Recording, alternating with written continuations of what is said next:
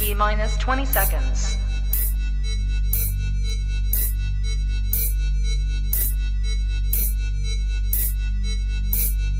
10, 9, 8, 7, 6, 5, 4, 3, 2, 1, 0.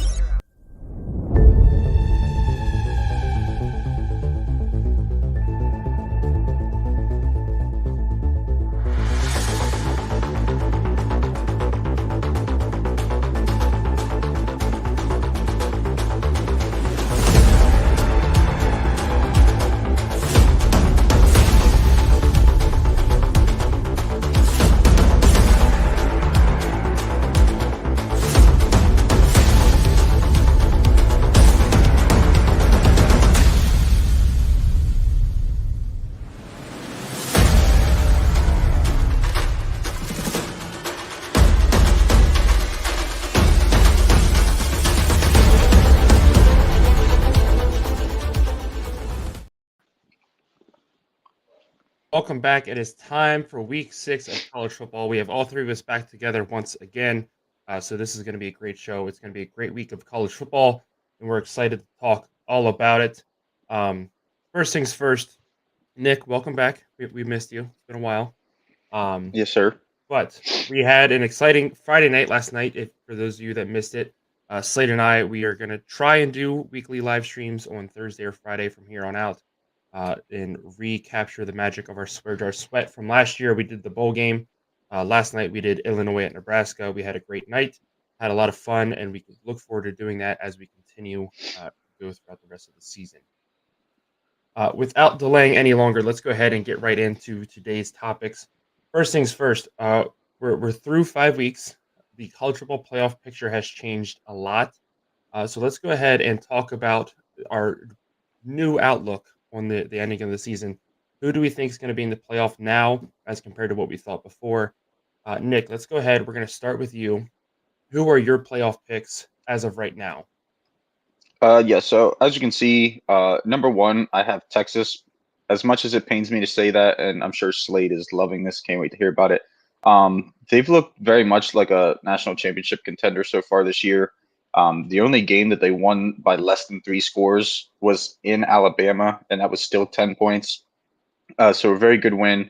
Definitely a team to keep an eye on, with some of the other struggles that we've seen from some other teams. Second place, I got Penn State. I don't remember exactly. I think I might have had him in the college football playoff early. But right now, this team looks better than I thought they would look. There was a lot of questions at wide receiver. They have what it takes to beat the Big Two within the Big Ten.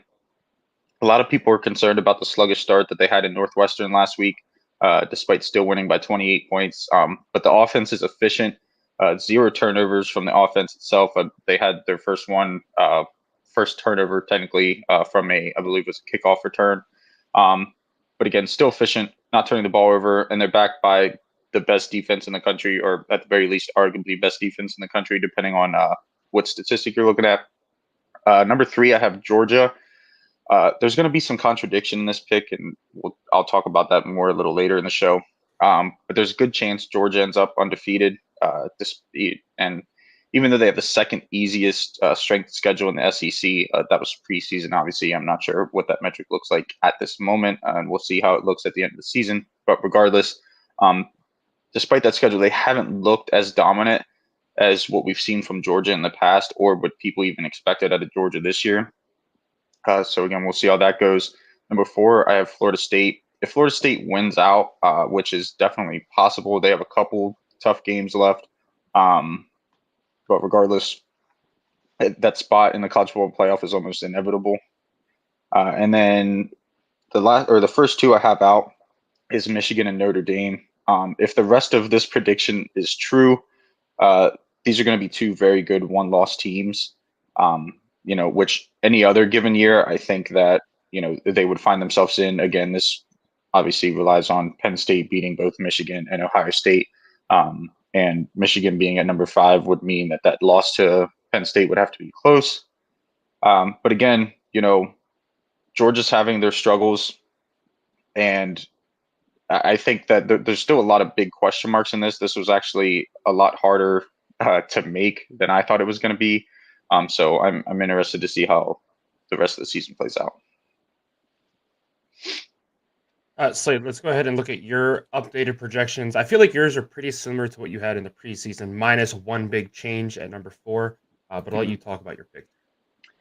Yeah, so at the beginning of the season, I had picked Ohio State to be my college football playoff winner for this year. I still think that they make it into the playoffs. I'm going with Georgia. I think that their only test of the season is going to be this weekend. I think if they're able to get a 1 or 2 touchdown win against Kentucky, I think that kind of puts them in the driver's seat of the rest of the season. I mean, they just have to kind of show up, put players on the field for the rest of the games this season, and as long as they're able to do that, I think that they easily make it into the playoffs. Number 2 is Texas. I think that they have a big matchup this weekend. I was telling George when I was seeing with our picks and stuff like that, I was going back and forth at which team I wanted to pick in this game, just because I really think you could go either way. And at the beginning of the season, I had said I think the winner of the Red River rivalry is the Big 12 winner this year. Then at 3, Ohio State. I think that they're going to run the table in the Big Ten. I think that we had talked about them all season, me especially, in that their offense is just trash compared to usual.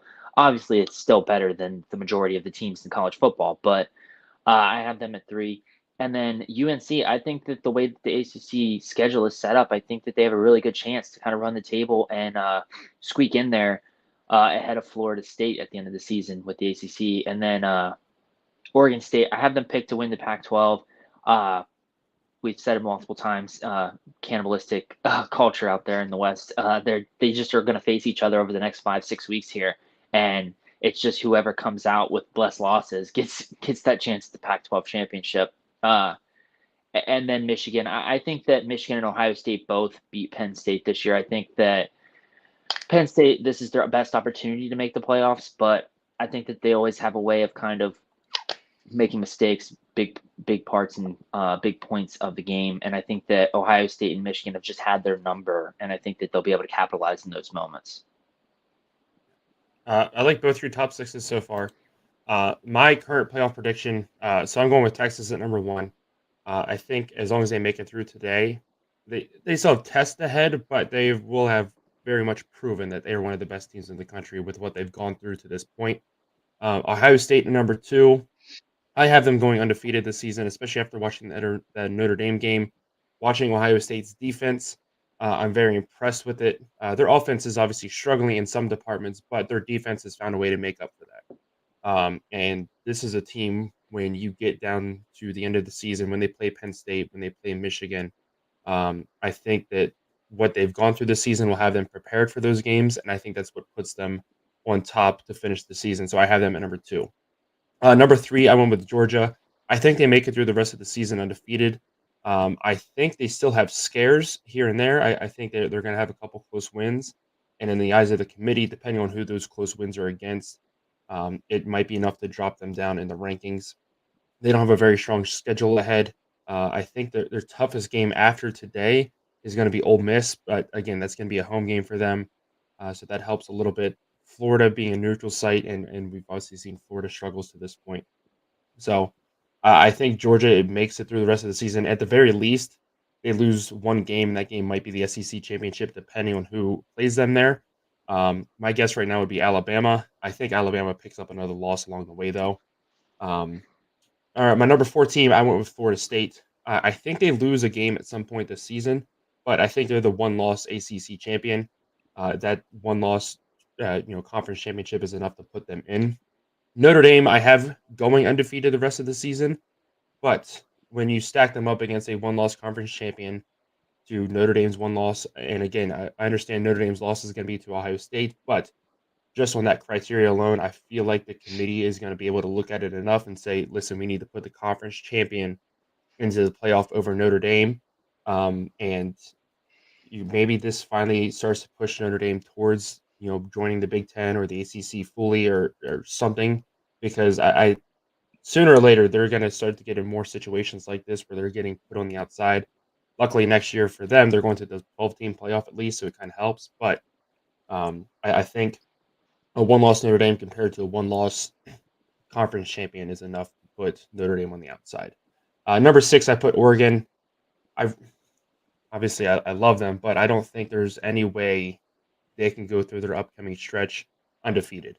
They're at Washington. They have Oregon State. They have USC. They have Utah. They have Washington State. Those are 5 ranked teams right there that are very good football teams. Obviously, Utah is missing Cam Rising still. Looks like he's going to be out for a little while longer. It turns out he didn't just tear his ACL; he tore his meniscus, he tore his MCL, he blew out his knee, and so there's questions on if he's even going to be able to come back this season now. And so that puts Utah in a little bit of doubt. But this is we've seen week in week out. Utah is still very good, especially on the defensive side of the ball. If they can get a few touchdowns from their offense, they set themselves up pretty nicely. But I just find it hard to see any other Pac-12 team, and I could throw any Pac-12 team here at number 6. Really, I don't see anybody making it through their stretch through the rest of the season undefeated. You look at USC; they have to go to Notre Dame. They still have Oregon, Washington, and Utah as well. So nobody in the Pac-12 has an easy schedule from here on out. I mean, we've been very high and praising the Pac-12 a lot for how good they look to start the season, but it's setting themselves up for this. Listen, we're just going to go out there and beat each other up, and this is why nobody makes the playoffs in the Pac-12 anymore, is because we're all going to beat each other, and we're going to be sitting here with 1 or 2 losses, and it's going to look ugly. So They're all leaving the Pac-12 so that they have a better chance. yeah.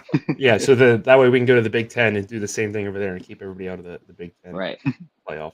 But I mean, one thing I'm really excited for, and we didn't have this on our list to talk about here, but we can talk about it briefly, is they released not the dates, but who's playing who the next couple of years. Obviously, Oregon's going to play Ohio State and Michigan next year, so that's going to be exciting. And then we have in 2 years, Oregon's traveling to Penn State. Slade and I were talking more about this last night about it should be the whiteout game. Looking at just who Penn State's supposed to play that year at home, it was Indiana, Northwestern. I think Rutgers was another one. Teams that really shouldn't be the whiteout game, unless they have a miracle turnaround next season and they're even looking better the year after that. But Fox has a funny way of messing that up. I think the one thing that helps Oregon's case for that to be the whiteout is traveling from the West Coast to the East Coast. I mean, obviously they played the noon game 2 years ago when they played Ohio State, but that's difficult to travel just a little bit farther and try and stick that game at noon. I think at least a 3:30 kickoff. So, before we jump into the next, what were you guys' thoughts on the Big Ten schedule release? I was just making sure you weren't going to start talking. Excited. I'm very anxious, in a good way, to see how these games are going to stack up. These are teams, like you said, Ohio State and Oregon played 2 years ago. It's going to be fun to watch the Pac-12 teams kind of adapt a little bit to the Big Ten and their style of play, but also to see how the Big Ten teams react to playing against the Pac-12 teams. Because they're 2 different styles. We've talked about it a lot. So there's going to have to be change on both sides, because the Pac-12 teams aren't immediately going to be able to build their team like the Big Ten teams are built. So they're going to have their own different style, and the Big Ten teams are going to have to adjust to the way the Pac-12 teams play. So I'm really excited to see how that goes down. It's going to create some very interesting matchups, and make these coaches that are used to playing, one style of team when it comes to division opponents, really, it's going to bring out the best and the worst of the coaches and the players. So it's going to be fun. Yeah, I think just to go off of what Nick was saying, I think there's going to be a lot of job opportunities for defensive coordinators in 2 years for the Pac-12 teams that are coming over. Also, I think from fans' perspective, I kind of wish that we were seeing 4 matchups of these big teams like Michigan playing Penn State, Ohio State, Oregon, and USC. That would be great to be able to see that team, and kind of exactly what we're seeing with the Pac-12 this year, and that all the ranked teams are playing each other all in the same season. Obviously the teams don't want to do that because they just got this golden opportunity of now there's 12 teams that can make the playoff, and so they probably all want to play 2 of those tough games and then kind of have a couple medium games, couple Indiana Rutgers teams, and kind of walk themselves into the opportunity of making that 12-team playoff. Yeah. I think the biggest thing I took away from it was the protected rivalries. I mean, this was one thing that we had. If you remember playing NCAA 14, you could always have one protected rival. Penn State doesn't have one. I mean, we joked last year when we did our rivalry week special that Penn State really doesn't have a rivalry outside of, they're trying to make it with Ohio State. But I was kind of surprised that, Michigan, Penn State wasn't protected, or even Ohio State, Penn State wasn't protected. Illinois and Northwestern and Purdue, that's a protected rivalry. Indiana and Purdue is another one. Iowa got 3 protected rivalries with Minnesota, Nebraska, and Wisconsin. And then Maryland Rutgers is a protected rivalry. So that's a game that's going to be played every year. I find it funny that Maryland and Penn State didn't get protected. Well, one thing I did want to add is that Penn State's motto is unrivaled. So it makes a little sense that they didn't like put they sell T-shirts. That's what's on the outside of the stadium. That's what's on the scoreboard every week. I got coffee cups that say unrivaled on the side of them. So I mean, it's funny that they didn't pick any rivals. Right. And then Michigan has Michigan State and Ohio State. Minnesota, Wisconsin is another rivalry. And then the Pac-12, the 4 members are going to have protector. It's Oregon and Washington and USC, UCLA. That was one other thing. I was surprised that they didn't have all 4 of those teams playing each other every single year, just to kind of like, hey, rather than let's fly across the country every other week, let's take a couple weeks off. Let's just play on the West Coast here. That was one thing I was majorly surprised about, but at the same time, I understand it's difficult to do that when you're trying to fit all these other opponents in there. Everybody needs to have that chance to go to Oregon, and everybody needs to have that chance to go back east. I am really excited for the Oregon Maryland matchup. I don't think they play in Maryland until like 2028. Nike versus Under Armour. Yeah, that's gonna be a fun game. I'm excited to see the uniform combinations that come up with that. All right, we spent enough time on this. Let's go ahead. Let's jump over. And we talked about this during our season previews, the Eileen gambling gate that came out with Iowa State and Iowa. Slade, you wanted to talk a little bit more about this with some more developments. Some people are getting pardons. Your thoughts on the Iowa gambling circus? Yeah, I think it's crazy how long this has taken. I mean, now all of a sudden the NCAA is revisiting the topic, and they're going to give a first-time offense, like they're going to nullify basically this ban on these players. So if they didn't bet on their actual team, so the Iowa players not betting on the Iowa under for the football team or something, or the basketball players that were suspended not betting on Iowa basketball, or the wrestling team, but whatever. So as it sits right now, I didn't realize this, but the players are allowed to practice with the team. So like Iowa has a lineman that had a really great season last year. Let me see his name. Noah Shannon. He's able to practice with the team because his plans are to go into the NFL after this. So whether they lift the suspension or not, his plans are to continue to practice with the team so that he's still getting reps, still playing, and able to go to the combine hopefully and get drafted. But basically the NCAA says in 2 weeks that they're going to have a decision on this as to whether it's going to be revisited or not. Doesn't matter the amount of money that you bet on the game at all, as long as you didn't bet on your specific sports team. I just think it's ridiculous. I think that if this is what their plan was, they could have did that over the summer when all this was coming out, like not take 7 weeks or 6 weeks into the season to decide, oh, you know what, we're going to revisit this and look into this. Here's the thing also, the NCAA is such a fraud because we're going by the book on this. So some kid bet $20 on the Iowa basketball team to win a game, and he's suspended for the entire season from football. But it's the same rule that they're not allowed to drink alcohol, they're not allowed to smoke cigarettes or vape or anything like that. And you're trying to tell me that everyone's obeying by those rules? You're kidding if you think that these kids are going to college and they haven't drank any alcohol, anything like that. So I just think that to be nitpicky on this specific thing, I just think it's the NCAA's way of being like, it's another way for them to be like, we're not making money off of the money that's being transactioned here, so we need to step in. Right. Well, I mean, that perfectly leads into what I wanted to talk about next, and it's just the comedy of errors the NCAA has had throughout, not just this year alone. This year has been enough of a circus, but throughout history, it seems that the NCAA is finding itself more and more useless as the years go on. Um, I fully 100% believe that the NCAA will be defunct in 5 years. I think the way the college football playoff committee has really taken over college football, in setting up the postseason and all this, like the NCAA really doesn't have a hand in that. Like that is a separate committee that handles the playoff rankings and how the playoffs work, what schools or what stadiums we're going to go to, and all that stuff. That's all handled by the committee. I could easily see the committee expanding and hey, let's just take over rules for the entire sport of football. And then here comes a basketball committee. I'm not entirely sure how the March Madness situation. I know that's basically like another committee, but I don't know if it's controlled by the NCAA or whatever. But I could see a committee forming for essentially each and every sport because of nobody trusts the NCAA anymore. The coaches hate the NCAA.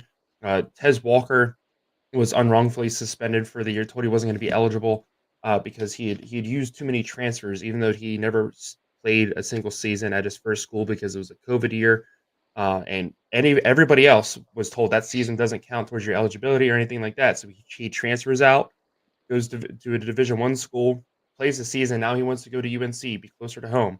They're like, well, this is your second transfer. Wait a minute, you just said nothing counts from the COVID year. So he gets suspended. Then you have the Florida State player getting suspended because he wanted to go home and be close to his sick mother his sick mother.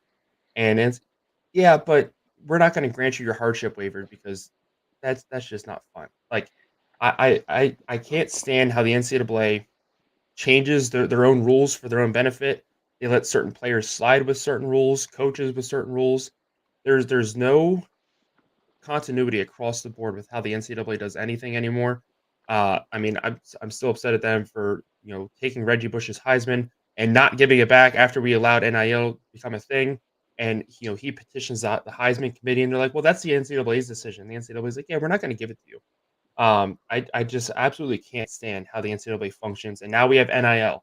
It took forever for these kids to get paid, and now we're messing it up because the NCAA is like, just go ahead, just take your money, and we're not going to send any rules to get started, and then we'll try and fix everything later, rather than hey, let's have a soft rollout. Let's put a lot of rules in, and then as we go, we can start to take those away or tweak these rules, and let's have a uniform kind of rollout of this. No, now we have quarterbacks making and get paid whatever. I don't care. We have quarterbacks making tens of millions of dollars, and now the NCAA is like, well, that's not really right. Like, I don't know why they thought these kids would only like get $1,000 from Right. every sponsor, Like it's but a that's newspaper just route. how right. That's just how dumb the NCAA is. So that's my rant. Any thoughts from you, Nick, on the NCAA and I mean, I'm kind of surprised that you think it'll be defunct in the next 5 years, mainly just for timing. I agree with your I thought mean, it'll process probably be there. longer than that. It's just 5 years. Right. Like I can just see them doing dumber things every Yeah. year. No, I can Yeah. see where you're going with that.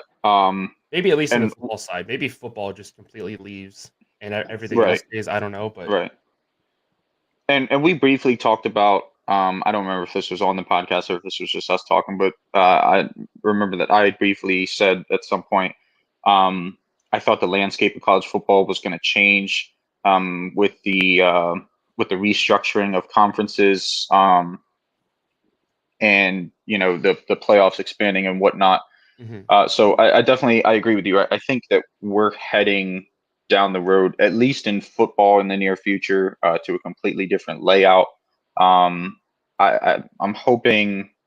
I know it's tough to go off of records strictly because some teams you might go undefeated or might win 10 games, um, but your two losses were the only Power Five schools. You know what I mean? Like Mhm. there's obviously gray areas in a lot of places. But something needs to change. There's teams that don't get respect and don't get a shot that I feel like deserve it. There's teams that get a soft schedule and then, get praised for it. And the committees like at the end of the year, like, um, oh yeah, these guys are so great. Like there's got to be something somewhere, and that's just talking playoffs. And the structure of Mhm. the playoff format and becoming a national championship that doesn't go into the NIL like you mentioned, um, player suspensions, all that stuff. There's a lot of wrinkles that need figured out within the NCAA, and at this point, I agree with you. I think that it the NCAA. When there's so much structured within the NCAA, it's kind of hard to say, yeah, the NCAA just needs to not be a thing. Um, but they have control over every aspect from top to bottom, other than like in football, the college football playoff committee obviously picks those teams. So there's got to be a line drawn somewhere. I'm cool if they want to focus on eligibility and transfers and yada yada yada. Cool. But there needs to be some form of unison, and they need to be consistent with the way that they do things, no matter what specific area it is that they're talking about. Because at this point, like you said, they're turning into a laughing stock um, when it comes to the sports world. And for people like us, we love college football. Uh, we wait all year waiting for college football to come back on. And while it's still enjoyable, we still get to see great games. At the end of the day, these are student athletes. This isn't the NFL. These guys, it technically isn't their job to be out there playing college football. Um, they're there to get an education. Yeah, some of them are there to go to the NFL. Uh, but at the end of the day, one injury can derail that. And we need to get back, to focusing on fairness and the student athlete and making sure that at the end of the day, we're being fair and not ruining some kid's career just because we decided that he for some reason wasn't eligible for this waiver or whatever. So a lot of questions when it comes to the NCAA, and obviously it's starting here in college football. Yeah, One absolutely. George, Go ahead. one thing I want to add about the hardship thing that you had said is 75% of those hardship waivers are bullcrap. So I mean, I understand that there's these waivers that they have to go through, and oh, it's sad that this kid didn't get to transfer or didn't get to play, but half these people are putting in that like one of their parents has a thyroid gland issue or diabetes, and both these Uh, things happened before the kid was born. So like I understand that there's but I think it's the NCAA definitely sucks, but I also think that like there is instances where it's like, no, you're a big boy, you get to make $500,000 a year to go out and be an offensive lineman or whatever for this football team. Whatever the deal is now with the NIL deals and the kids, or you get a free truck from Utah, and you're a big boy, you get to do this. Now all of a sudden your team's not good this year because the QB tore his entire knee out, and you want to transfer, but now all of a sudden you want to use that. One of your parents is sick and it's for an illness that they've had for 40 years, so it's goes both ways with the hardship thing. I understand that it sucks if it's true and they're not allowing them to get that waiver, but I think that there's a lot of kids using waivers just to flip teams whenever they know that their team's not going to be in the spotlight. no, I agree with that standpoint, but when there's clear evidence of hey, this is a legitimate reason to transfer, and the NCAA denies it, that's when I take the issue with it. Um, Before we continue with our picks for the rest of this weekend, let's go ahead and let's look at our updated Jack Wagon Sports top 25 and bottom 25. A lot of shakeup here. I will say the one complaint I have with our rankings is it really punishes teams for taking up bye week, which by the end of the season it all evened itself back out. Um, but Oregon's still on top. Oklahoma, Penn State jumps up to third. Then you have USC, Notre Dame, Michigan, Washington, Air Force, Maryland, and Georgia will be your top 10. Alabama breaks into the rankings, as does Fresno State and Tennessee. We look at the worst teams in college football. Nevada and Kent State are 1 and 2. Stanford has really fallen down in. They go to number 4. They fell 13 spots. Ball State is number 3.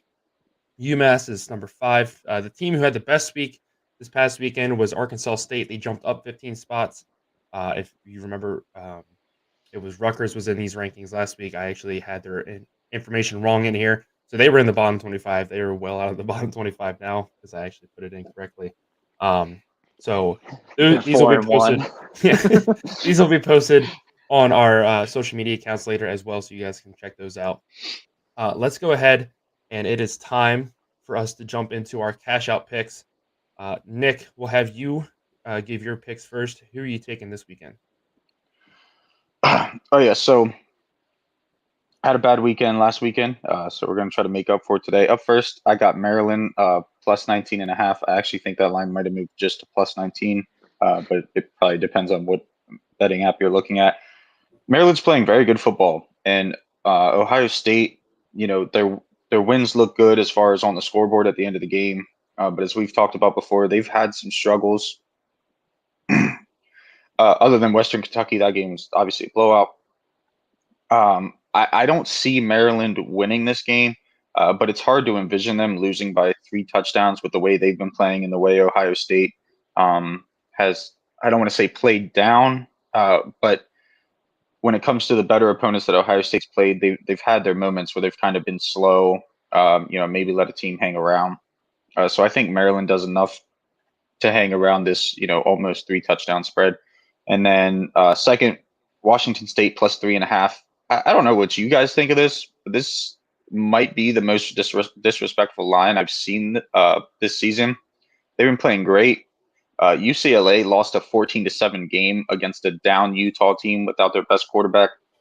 And I know Vegas usually gives about 3.5 points for home field advantage, which if you take that into consideration, Vegas is saying this is a coin flip game, which is why I feel so disrespected about this. Washington State, I think they're better than what their rankings suggest, and I think they're a whole lot better than UCLA. Now, this is again in UCLA, so crowd, could become a factor, but I think that Washington State proves Vegas wrong here easily. Did you just say UCLA's crowd will become a factor? All Well, 20 people? Just I meant being at home in general, not necessarily the 12 people in attendance. Slade, your picks for this week. Yeah, so I went with Texas minus 5.5. I think that it's pretty apparent that I'm looking to get a piece of Georgia's skin this year. And so I'm going with Texas minus 5.5. I think that this is a big game for them. This game, in my opinion, decides who makes it to the Big 12 Conference Championship and who I think is going to be able to make it into the playoffs. Hold on, Slade. Hold on. For the people at home, I just want to specify in case they don't know. George and Slade have a bet together where if Texas wins the conference, George gets a tattoo of the Texas logo. This has nothing to do with Slade actually taking a piece of Georgia's skin, just for the people who might not be aware. I fully expect him to cut a piece of my skin off. The other one, I have Missouri at home against LSU. I mean, LSU's 3-2.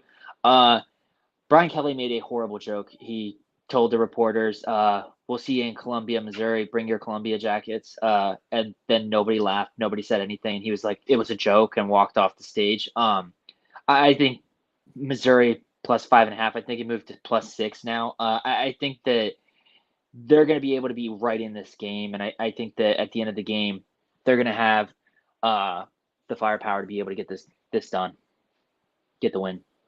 All right. So for my picks, the first one I took is Marshall plus 6.5 at NC State. NC State has yet to cover a spread the entire season. Marshall's a very good football team as well. NC State has had struggles on the offensive side of the ball. They're benching Brennan Armstrong. They're going to a backup quarterback. I think Marshall's defense keeps this game close. I think their offense can put up some points as well. We're going to pick this game actually in a little bit. But I think Marshall can easily cover this spread. My second pick I went with is I'm actually becoming unsure of it now because Arizona's quarterback was just downgraded to doubtful for playing tonight's game against USC. But regardless, I like Arizona. They have a very good offense. Their defense is also pretty good as well. I think they're a better team than what Colorado is right now. I think they're very comparable. But and we saw how much USC struggled with Colorado's offense as that game went on. Don't know what the backup quarterback's going to look like, but USC has had a very tough time covering these big spreads. I like Arizona to keep it close. I still think USC wins, but I think Arizona keeps it close with the struggling defense from USC. So give me Arizona to cover the 21-point spread. George, yeah. if the backup plays, do you have a third one that you would want to put in place that we can that we can nix the Arizona if the starting quarterback doesn't play at all, or you want to No, go with you Arizona? know, I'm just gonna ride with it. He's committed. I Why like not? it. Respect. All right. It is time now for our upset alert picks. Here's a look at the updated standings so far. Nick, you have 2 outright victories. I have 1, and then I covered the spread. Slade, you finally got on the board last week with your first upset alert pick hitting. So let's go ahead and Nick, give us your pick first. Yeah, so my upset alert, I can't talk this morning, is Georgia minus 14.5 versus Kentucky. In my opinion, due to Ole Miss playing like absolute hot dog water every time they play a good SEC team, this is going to be Georgia's toughest test all season. Not that that's saying a whole lot. They beat Auburn and South Carolina by a combined 17 points, and those are the 2 best opponents that they've played. I think Kentucky is better than both of those teams, and I think that they have a shot not only just to cover, but a decent chance to win. Slade, who are you taking this week? Yeah, so I'm looking at the UNC Syracuse game. It's a 9.5-point spread. I think Syracuse has been playing really good. I think they're at home. What's their stadium called? Something about AC, but there's no AC. The Carrier Or Dome? they just upgraded to AC, I think, this season, so maybe it'll be a little easier for them. I just think that I kind of contradict myself here. I had UNC in my top 4 for the playoff predictions, and then I put them at a possible upset today. I just think that Drake May needs to play a lot better this season if they have any plans of making the college football playoffs. I think that from a season ago, I expected him to play a lot better, and so I think that if he plays the way he's been playing, Syracuse makes this a lot closer with the spread. And I think that it being at home, if they've got a 3-point game with the ball, 2 minutes left, I think Syracuse has it in them to be able to go down the field. Before I give you my upset alert, I was just reading the Arizona quarterback article.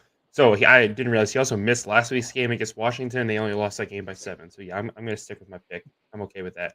For my upset alert this week, I'm going to go. Okay, that's Ohio State is a 20-point favorite over Maryland. But I like Maryland to cover the spread at least. I mean, who knows? My main concern with picking Maryland to win this game is Ohio State's coming off a bye week. Obviously, they've had very up and down start to the season. They've had a whole week now to get right, get prepared for Maryland. Maryland's a very good football team. Their offense can move the football. But I think at the end of the day, like I said before, Ohio State's defense is just going to be too much for them to win the game. But I still like Maryland to give me a point here and cover the spread, so I can gain some ground on Nick. Um, Speaking of game picks, it is time to make our picks. So let's go ahead and look at the updated standings so far with our picks. Nick, you lead the way. You sit at 59 and 29. Slade is 1 game behind you, and then I am 7 games back of Nick, 6 of Slade. So I need a big weekend here. Slade went 14 and 2 last weekend across Friday and Saturday. So huge weekend for him. He looks to repeat that. We all started 1-0. We all took Nebraska last night. So shout out to us for getting on the board early to start our week. Let's go ahead and make these picks. First game we got up is going to be Oklahoma versus Texas, the Red River Shootout. This will be 12 p.m. on ABC. College game days there. It's going to be a fun environment. Nick, who are you taking in this one? Yeah, I'm taking Texas. To me, when I look at both these teams, they're able to score points. It's really going to come down to which defense can slow down the opposing offense better. And to me, I got to give Texas the edge on that. They're going to, be able to slow down that Oklahoma offense. And I'm sure it's probably going to be a nail biter if you're a fan of either one of these teams. But I think Texas is going to come out on top. Slade, who do you got? I agree, Texas. I'm going to take Texas as well. Oklahoma has shown great promise with their offense in some games, and then they'll turn around and look really sluggish. The main thing that scares me for Oklahoma is how good Texas looked last weekend. They had Kansas, a ranked team, come to town. They had this game next up on their schedule. They could have easily looked ahead and taken their foot off the gas against Kansas, let Kansas hang around. That's not what they did. They went out, they bullied Kansas for 4 quarters across that football field. That makes me scared for Oklahoma. I'm not saying this is going to be 49-0 again, but I think Texas is very prepared for this game. So I'm going to take Texas in Dallas. Next game we got is one that we just briefly mentioned. We have Maryland at number 4, Ohio State. This will be noon on Fox. I have a small gripe with the AP poll, as we all do, but I don't understand how Maryland's not ranked at this point. But that's just me. So Nick, who are you going to take in this game? Yeah, I'm taking Ohio State. I've already expressed I think Maryland covers the spread, but being at home for the Buckeyes makes it really hard to see them losing this game. So pretty easy choice here. Slade, who do you got? Yeah, I think this is another step for Ohio State making the playoffs, winning it for me for my projection. So I think they get it done today. I'm going to go with Ohio State as well. Again, I think their defense is just too much for Maryland to constantly score on them. I think they can keep it close. Maryland has a pretty good defense in their own right, and Ohio State's offense has been very up and down this season. So I like Maryland to cover, but I'm going to take Ohio State to win at home. Right now, we have in all of our jinxes so far, our jinx is 12 for 27. That's 30% rate. So we're 1 for 3 in our jinxes so far this season. We'll have to see if I will that never say, changes. I could see Maryland coming out and leading going into halftime, like I agree. 14-10 or something like that, even 14-7, and then Ohio State playing catch up in the second half, and that allows for both of you guys, like Nick was saying, the spread to be covered by Maryland if Maryland gets up to a big lead early. Yeah, absolutely. Next game we're flipping over to the SEC. We got number 23 LSU visiting number 21 Missouri. This will be noon on ESPN. Nick, who are you taking in this one? Yeah, I'm taking LSU, and I get it. Missouri's looked real good, and LSU's defense has been practically non-existent if you compare it to what people thought their defense was going to look like. But I like their chances of rebounding. That was a tough loss last weekend. Obviously, the defense is going to need to play better. You're not going to win a whole lot of games giving up over 50 points. But I think that, like I said, this is a good chance for them to rebound. I think they get it done. Slade, who do you got? I'm going with Missouri. I think they're on a tear so far this season, and I think that they're going to continue that at home tonight. I'm going with Missouri as well. Everybody is doubting this team. They've already beat a one-ranked team this season to start at home. I think this is going to be a packed environment there in Columbia, Missouri. And Slade actually brought this up last night on the live stream. The last time LSU lost to Missouri, Missouri was ranked higher, and they were on the road at Missouri. So, you know what? Let's have history repeat itself. Give me Missouri at home. And who knows? Maybe we see Missouri and Georgia play in 3 weeks for the SEC East crown. Who would have thought that coming into the season? Next game we're going back to the Big Ten. We have Rutgers at Wisconsin. This will be noon on Peacock. Nick, who are you taking in this one? Yeah, I'm gonna take Rutgers. It should be a close game. This was my coin flip game of the week, and the coin said Rutgers, so that's who I stuck with. Slade, who do you take? I think that, I'm going to go with Wisconsin. I think that Rutgers has had a really good way of starting the first quarter out great this season against some great teams, including Ohio State. But I just think that Wisconsin's going to play a complete game. Rutgers not going to. And so I think Wisconsin gets the win today.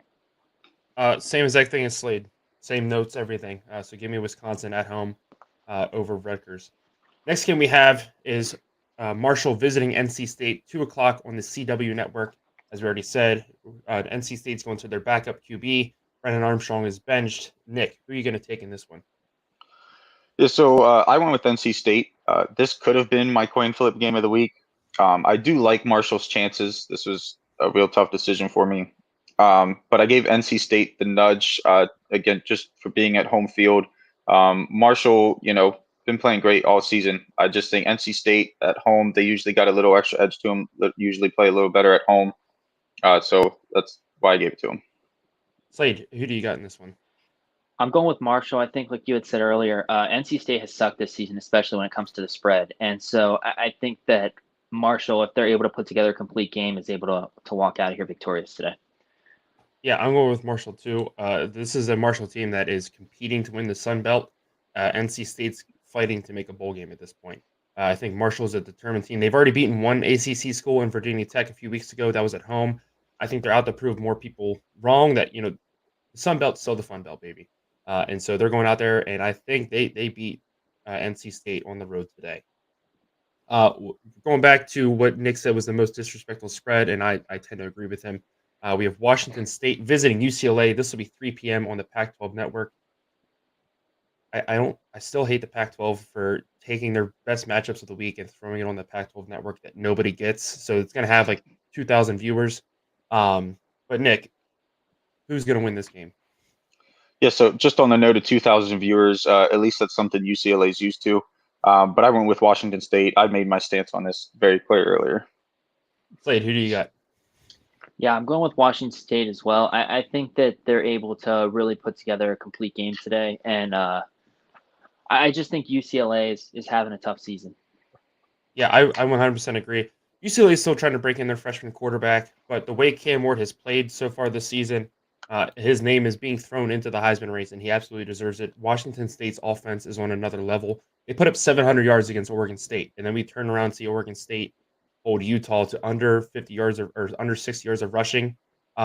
This Washington State offense is legit. If their defense can make a couple huge stops, they absolutely win this game. That's my biggest concern for this team is their defense has a lot of issues, but I don't think UCLA is good enough to expose them.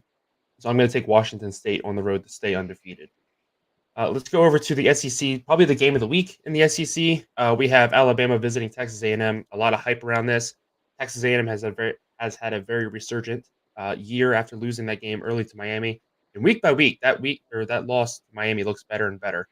So here we are. Alabama's going to travel there. This was a close game last year. Alabama only won by I think 2 points. 3:30 on CBS. Nick, who are you going to take in this one? Yeah, so this should be a great game. It usually is. Texas A&M is going to find a way to keep this close. It seems like they always do. But I got to go with Bama. We talked a lot of crap early on, like literally 2 weeks ago, about Bama. But the one thing I got to give them is they're figuring out how to win with what they have. And it's not normally it's not the way you normally see Alabama winning games. So again, they're learning each week that goes by. I think they're going to get better and better. So that's why I gave them the edge in this one. Slade, who are you taking? Yeah, I'm trying to pick a game up on Nick here, and hopefully Texas A&M can get that done. I think that Alabama has just been playing all of their conference games very, very close, and so it just gives them a really tough chance going into the fourth quarter. I mean, you can't make a mistake at that point when the score is a 3-point game. So I just think that as much as it pains me, I think Jimbo Fisher is able to kind of put together a complete game for his team today and get a win. At home, I think it definitely helps them. I think if this was in Tuscaloosa, I think that Alabama wins this easy, but I think Texas A&M, this is like their Super Bowl when Alabama comes to town. Yeah. This was my coin flip game. I'm going to go with Alabama. I have a little bit more confidence week over week in Alabama's offense. Their defense has seemingly found their footing as well. And so I have a little bit more trust in them. This is also Mac Johnson's biggest start to this point. He started the past couple weeks. But I think Alabama is just going to be a little bit too much for him. And I think over the course of the entire game, they're able to pull away by a score. So I'm going to take Alabama on the road. Going back to the ACC, we have Syracuse visiting number 14 UNC. This will be 3:30 p.m. Slade, Nick, who are you taking in this one? Yeah, I'm taking UNC. They've been playing great so far this season. They've exceeded some expectations. We thought they'd be sitting at one loss after the first week. However, this is the kind of game that UNC likes to let a team like Syracuse hang around. I expect this to be close for at the very least within the third quarter. They might even let them hang around to the fourth quarter, but I think they come out on top. Slade, who do you got? I'm going with UNC as well. I think that Drake May is going to make a mistake in the first half, whether it's a fumble or an interception, something. I think they're going to play catch up, but I think that they're able to put together a complete second half and kind of ground out a win here. I'm going to go with UNC as well. I think their offense is just on a roll. Their defense is much improved from what we thought it would be coming into the season. I really like Drake May and his ability to run and throw the ball. This is a very good run team. We saw last week Syracuse had a difficult time stopping the run. And so I think UNC is going to be able to control the ball for the entire game. And I think they pull away. I think they cover the spread in this game, actually. So I'm going to take UNC at home. Going over to the Big Ten West, we have Purdue visiting Iowa this week. This will be 3:30 on Peacock. Nick, who are you going to take in this one? Yeah, I'm taking Iowa. I'm not I'll be 100% honest. The main reason that I took Iowa at first, this was like my first point to say you should take Iowa, was that I knew neither one of you would take them. Um, but this is in Iowa. We all know Kinnick is a hard place to play. It's not a night game, but still, nonetheless, Purdue has shown flashes of great, or at least good, and they've also shown flashes of dog doo doo. So I expect this to be a very interesting game, not necessarily a fun, interesting, but a kind of typical Purdue Iowa. What the hell is going on here? Interesting. Slade, who are you taking? I'm kind of opposite. We talked about this last night. Cade McNamara done. So I think that Iowa's chances of scoring points are just eliminated for the season. I think that Purdue, if they're able to just put up 3-4 scores, I think that's enough to get the win today, no matter how their defense plays. Yeah, I'm going with Purdue as well. Obviously, Iowa's offense has their struggles, but Purdue's offense finally looks like it's gaining a little bit of traction week over week. We saw how good they looked against Illinois last week. They finally put up a good amount of points. Their defense really stepped up. So I think Purdue is able to control this game from beginning to end, and Iowa's lack of being able to move the ball it ultimately dooms them. This is one thing, another thing Slade and I talked about last night with this game. Obviously, Brian Ferentz is falling behind his 25 point per game quota. Do you think last week's game, Iowa didn't score an offensive touchdown? It was all field goals. Their only touchdown came on a punt return.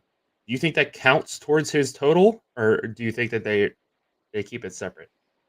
Like, do you think they worded it into his contract that Iowa just needs to score 25 points per game? We can score 25 points on defense. I don't care, but it counts toward. Or do you think the offense has to score 25 points? So I don't know. I mean, it's possible that they put some sort of clause in there that it's got to be offensive points or whatever, but probably not. However, I think it should be because we know what Iowa's defense brings year in and year out.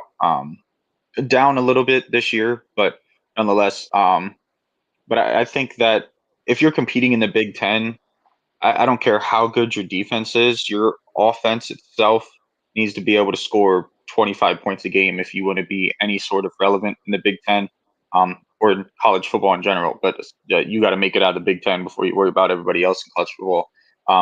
So I think that if it's not in there, that's what it should have been. Because if he gets away again, he's below the 25 right now, but by the end of the season, if he happens to get away with it because the team itself scored over 25, but his offense was putting up like 13, he needs to be gone. I mean, I think he needs to be gone anyway, but they're letting him play out the season. So, yeah. All right. Next game we got is a ranked matchup. Louisville breaks into the top 25, and they're going to host number 10 Notre Dame.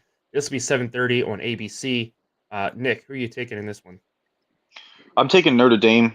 I think they're going to be too much for Louisville. However, you've said about it just about every week so far, or at least the last 2-3 weeks. Notre Dame's got to be getting tired. I think if Notre Dame has a little rest somewhere, this game's probably not even close. But again, they got to be getting tired, and I think Louisville's going to hang around and make this uncomfortable for them. So, who are you taking? I'm going with Notre Dame as well. I think Notre Dame has a really great, complete team.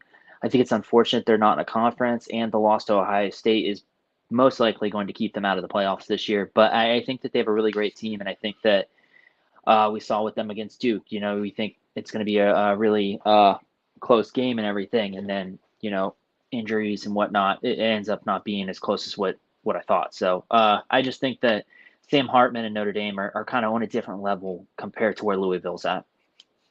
Yeah, I'm going to take Notre Dame as well. They just have found ways to win these close games at the end, aside from Ohio State. I mean, if they have 11 guys on the field, who knows what happens in that game. But I think that just like the Duke game last week, it's going to be a grind back and forth. Louisville's a very good football team, and this is going to be a hard-fought battle. But at the end of the day, I think Notre Dame finds a way to win this late. 2 games left to pick.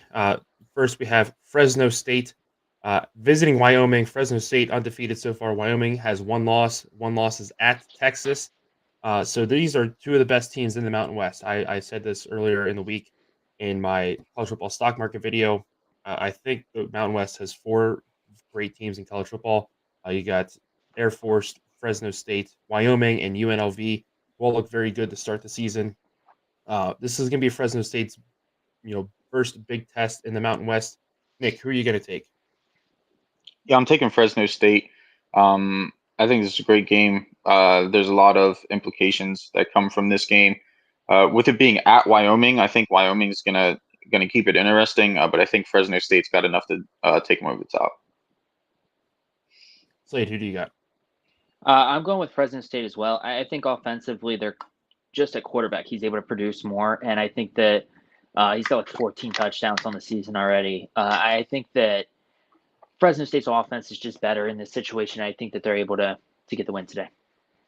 I'm going to go with Fresno State as well. I think this is basically a team of destiny, and they have another hurdle left after this when they have to play UNLV, and I think that game will decide ultimately who goes to the Mountain West Championship game for their representative. Um, but I really like Fresno State's complete team, offense and defense. They played a very rigorous schedule to start the season, and they've made it through. I think this is a seasoned team. They've been tested. So I think Fresno State has what it takes to win this game on the road. And I lied. Now we have 2 more games left. Next game we're going to talk about is Texas Tech visiting Baylor. 2 teams that had very big wins this past weekend. Baylor came back down 35-7 to win 36-35. Texas Tech got a huge win at home over Houston. Nick, who are you going to take? I'm taking Texas Tech. This is kind of a tale of 2 teams here with the way their seasons have gone so far, but I think Texas Tech is sitting in a good position right now. I think they found themselves. They kind of have their identity. And even though this is at Baylor, I think that they do enough here to end up winning. Slade, who do you got? Yeah, I'm going with Texas Tech as well. Earlier in the week, George, you said Texas is going to have a big weekend. I'm picking Texas for all the games. I mean, obviously Baylor's there too, but I'm just going with Texas. Anyone that's got Texas in their name, The state of Texas can't lose in this game. Yeah. I'm just taking anyone that's got Texas in their name this weekend. Yeah. I'm going to go with Baylor here. They're at home. This is going to be a great environment. And I think coming off of that huge comeback last weekend is going to give this team a huge boost of confidence going forward. And then if you're looking at Texas Tech, yeah, you had a great week last week against Houston. You're still missing your starting quarterback. And sooner or later, this is going to become a difficult process for him. This is his first major road test, having to go to Baylor. This is going to be a packed environment. And I think with the amount of belief that this Baylor team has now after that big comeback last week, it'll be enough to put them over the top against Texas Tech. So I'm going to take them at home. This will be 8 o'clock on ESPN2. And now it is time for our last game. Game of the week is going to be Kentucky at Georgia this week. This will be 7 o'clock on ESPN. Nick, who are you going to take in this matchup?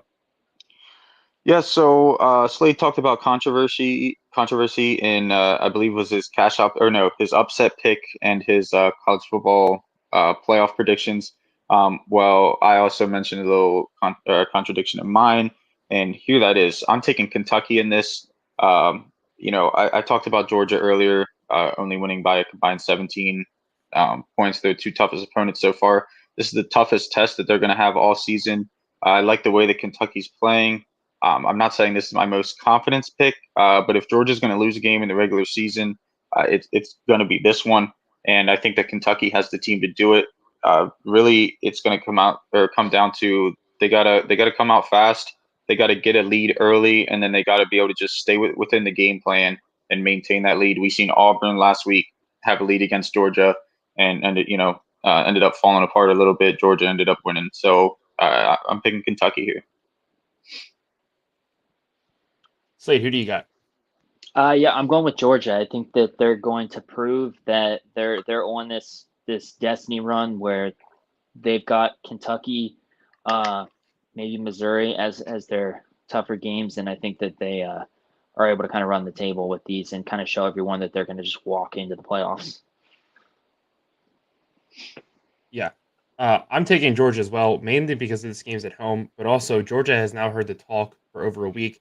This team isn't that good. They're going to lose to Kentucky, and maybe Kentucky is kind of overbuying their hype a little bit too. They obviously have a very good offense. I think this is a much better Kentucky team than even the best ones that we've seen in the past years. I think when they beat Penn State in the Citrus Bowl, Will Levis last year, he was terrible. He got way overhyped. He got taken, the second round of the draft after everybody thought he was going number one overall. But as good as this Kentucky team is, I think Georgia is just that much better. I think they're tired of hearing the talk. I think they're going to come out. They're going to punch Kentucky in the mouth, and I think they walk away with a victory in this one. So those are our picks for this week. As always, we thank you guys so much for joining us. Last little shout out we'll give here is to our newest Jack Wagon Sports family member in Brecken Smith. He joined the family this past week, and so we're happy to have him here, and we're excited to meet him in a few weeks when we go home to Pennsylvania. But that'll do it for Out of the Tunnel for Week 6. We thank you guys, as always, for joining us. I'll be heading to the Clemson Wake Forest game today. I finally get to cross off another stadium from my bucket list back here, so I'm excited to get Clemson, and it'll be Landon's first football game, so he's excited for that. Not that he knows what's going on, but Who's he rooting for? We're going to wear orange, but we're just going to sit there and be silent observers. We're just wearing orange stuff thrown at us. But it'll be a fun time. We're excited to go there. And as always, we'll be updating you guys on TikTok throughout the day with our quick hits. After every slate of games, we'll be talking about them. And then our cash out picks will go live on here in a few minutes as well. But thank you, as always, for joining us. And we will see you guys in the next video. Yes, sir.